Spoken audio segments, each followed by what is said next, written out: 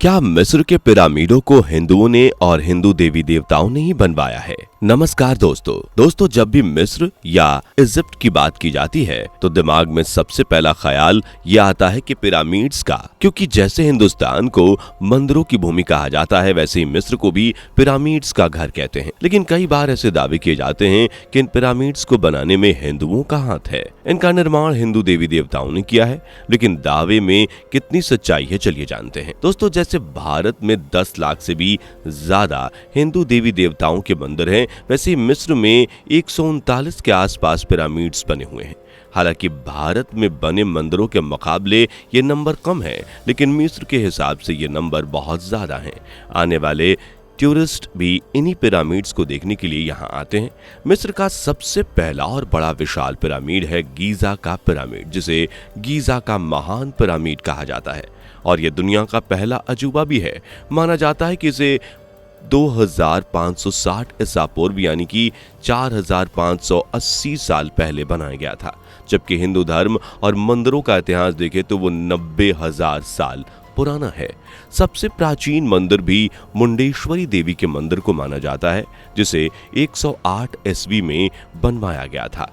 Even जब आप धर्म ग्रंथों को खोलकर देखेंगे तो आपको पता चलेगा कि दुनिया में आज जितने धर्म हैं, जाति हैं, वो पहले नहीं थे। पहले सिर्फ एक ही धर्म था, वो था सनातन धर्म। इस लिहाज से ये माना जाता है कि हिंदुओं ने ही मिस्र के पिरामिड्स का निर्माण किया था, क्योंकि पहले ना तो कोई देश था और ना ही कोई शहर था, और थी तो सिर्फ इंसानियत, और जहां जगह मिली उनकी हंसती खेलती बस्तियां। मिस्र के पिरामिड्स को हिंदू कल्चर से रिलेट करने की एक और खास वजह यह है, लेकिन उस वजह के बारे में जानने से पहले जरा वीडियो को लाइक तो कर लीजिए।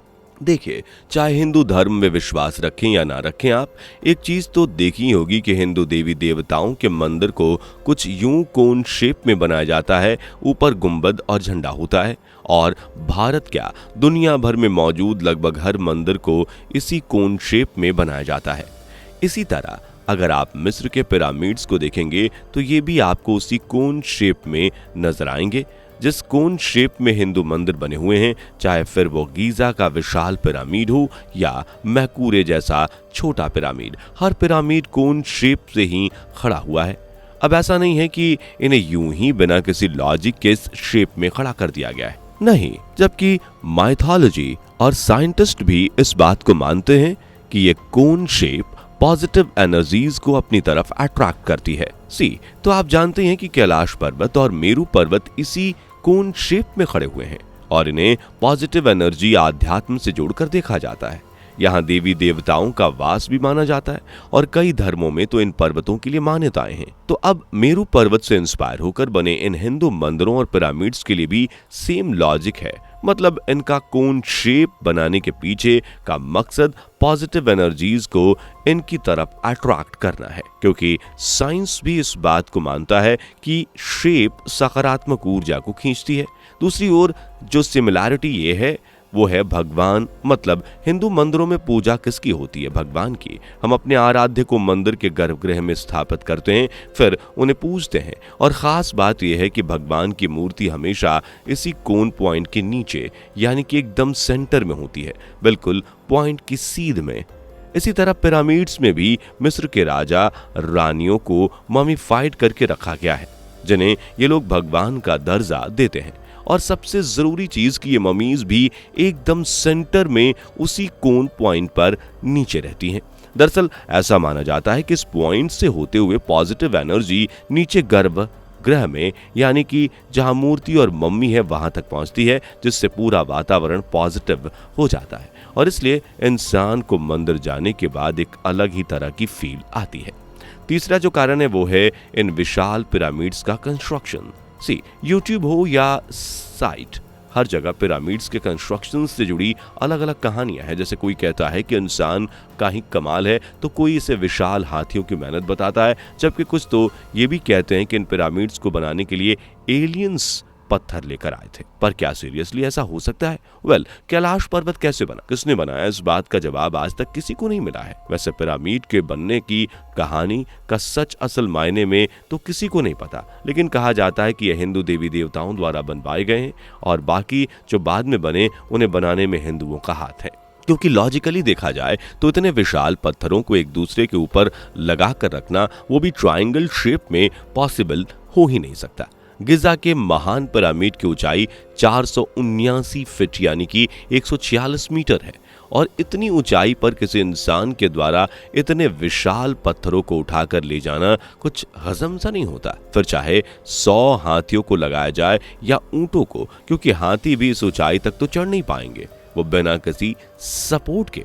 और उस जमाने में तो टेक्नोलॉजी का टॉप भी नहीं हुआ करता था। तो लॉजिक यही कहता है कि मिस्र के पिरामिड हो ना हो हिंदू कल्चर से रिलेटेड है।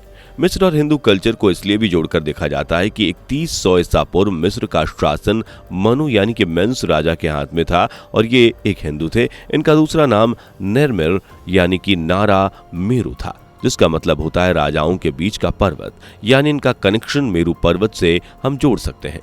इसके अलावा मिस्र में जन्मी माया सभ्यता के लोग भारतीय कलयुग कैलेंडर जो कि 3102 ईसा पूर्व से शुरू होता है उसी को फॉलो करते थे। कुछ हिंदू और मिस्र देवी देवताओं की कहानियां भी काफी मिलती जुलती हैं, जो ये इशारा करती हैं कि हाँ, हिंदू मंदिर और पिरामिड्स के बीच कुछ तो कनेक्शन है। एग्जाम्पल के लिए आप गंगा नदी को ले लीजिए, जिसे भारत और यहाँ के हिंदू धर्म में सबसे पवित्र नदी माना जाता है और यह हमेशा भगवान शिव से जुड़ी रहती है, जिसका नीला रंग। दूसरी तरफ मिस्र में देखें तो नील नदी है, जिसे इसके रंग के चलते ये नाम मिला है। जी हाँ, नील नदी का पानी नीला है और यही रंग भगवान शिव का है। ऐसी एक और सिमिलैरिटी एक कहानी से मिलती है जो सीधा माता सती और भगवान शिव से जुड़ती है। अगर आप हिंदू धर्म के ग्रंथ को उठाकर देखें तो आपको एक कहानी मिलेगी जब माता सती के कहने पर राजा दक्ष ने उनका विवाह भगवान शिव से करवा दिया, लेकिन जल्दी ही राजा दक्ष ने भगवान शिव को पूरी तरह से अस्वीकार कर दिया और उनके अपमान में तिरस्कार में महल में एक यज्ञ भी रखा। इस यज्ञ में राजा दक्ष के कहने पर माता सती भी पहुंची, लेकिन जल्द ही उन्हें एहसास हुआ कि यज्ञ तो उनके पति यानी प्रभु भोलेनाथ का तिरस्कार है। ये देखकर माता सती इतनी ज्यादा क्रोधित हुई कि वो अपनी जान यज्ञ अग्नि में कूद कर दे देती हैं और उनका लगभग पूरा शरीर बुरी तरह से जल गया। जल्द ही ये खबर भोलेनाथ तक पहुंची और वो माता सती का जला हुआ शरीर लेकर तीनों लोगों का भ्रमण करने लगे। ये देखकर देवता समझ गए कि अब दुनिया में प्रलय आने वाली है, इसलिए भगवान विष्णु ने अपने सुदर्शन चक्र से माता सती के शरीर के टुकड़े किए और जहां जहां टुकड़े गिरे वहां वहां शक्तिपीठ का निर्माण हुआ, जो आज भी पूजे जाते हैं। ठीक ऐसी ही एक कहानी मिस्र में भी है जो देवता ओसाइरस से जुड़ी हुई है। ये कृषि, एग्रीकल्चर और फर्टिलिटी के देवता थे। ओसाइरस दरअसल एक ऐसे देवता थे जिन्होंने सबसे पहले दुनिया को कृषि के बारे में बताया।